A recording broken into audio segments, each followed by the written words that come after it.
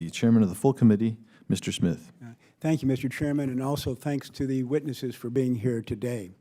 Mr. Chairman, the United States Constitution asserts that state governments retain power when not directly superseded by the federal government. This is explicitly stated in the 10th Amendment.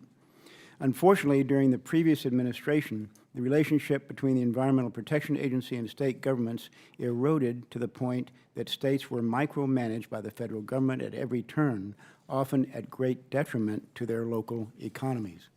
The EPA sought control over state interest and routinely downplayed state concerns in order to enforce a costly partisan agenda that did little to better the environment. For instance, when EPA regulations mandated that states create plans to meet environmental standards, the EPA routinely usurped these plans and created far stricter plans for states with little or no negotiation. This isn't the relationship our founding fathers envisioned when they created the Bill of Rights. This is the implementation of a unilateral environmental agenda. What's also troubling is that the regulations EPA proposed, finalized, and forced onto states during the previous administration were routinely shown to be based on suspect science. The EPA often cherry-picked what science to utilize and amazingly didn't even possess some of the data they supposedly used for regulations. Not surprisingly, the EPA has been broken for years. That's why the committee approved two important pieces of legislation this year, the HONEST Act and the Science Advisory Board Reform Act. These bills, passed by the House and sent to the Senate, will promote scientific integrity and assure that scientific advice and counsel is no longer lopsided. I am encouraged that President Trump and Administrator Pruitt are working hard to return the EPA to its rightful place as an honest agency that isn't plagued by a one-sided agenda.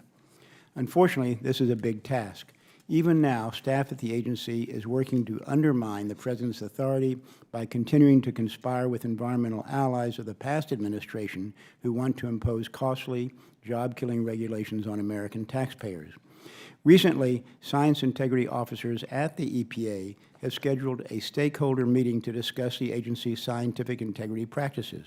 The stakeholders invited to this closed, invitation-only meeting reads like a who's who of environmental activists with little diversity among viewpoints. It is clear that certain employees at the EPA continue to undermine the current administration and are doing so in near-secret meetings.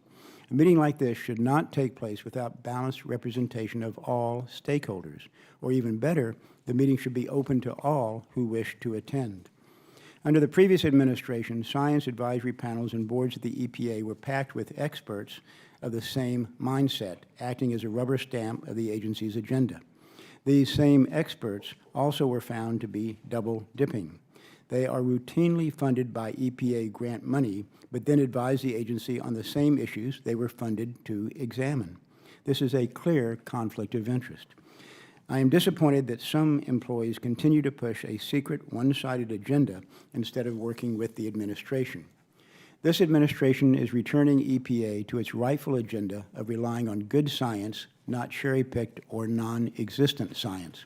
And I applaud the work of Administrator Pruitt and look forward to working with him to make sure regulations are providing the most benefit to our states and their citizens.